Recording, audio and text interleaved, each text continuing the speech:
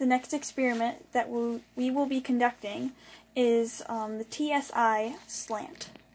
Before we begin the experiment using the TSI slant, you must gather up some materials. These include inoculating wire, Bacto incinerator, your unknown bacteria slant culture, and your TSI slant culture.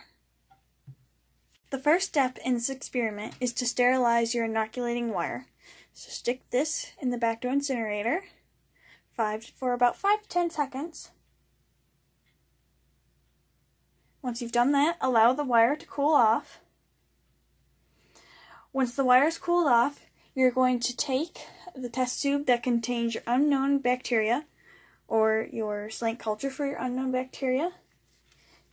Take the cap off, like so. Flame the test tube for 5 seconds.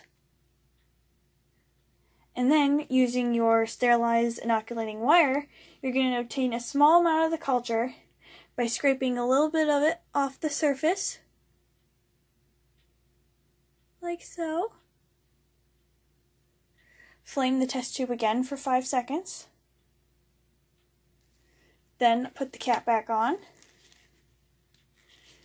Then what you're going to do is you're going to grab your TSI slant, which is right here, and then using the inoculating wire, which you just used to contain your unknown bacteria slant culture, you're going to take the cap off, and you're going to stab the wire down into the bottom of the TSI slant. Then lift the wire straight up without touching it. Put the cap back on.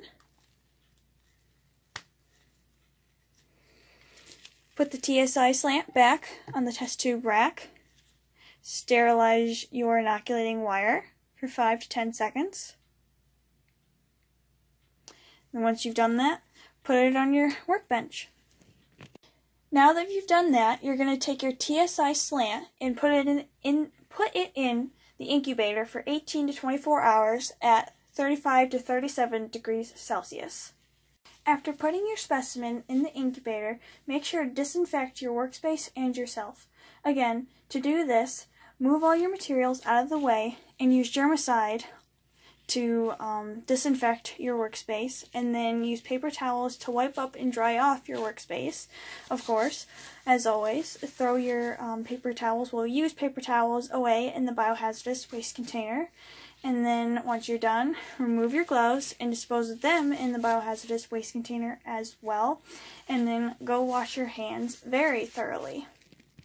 Now that you have disinfected your workspace and yourself, get a new pair of gloves because we will be moving on to the next test for identifying our unknown bacterium, and this test is the gelatin test.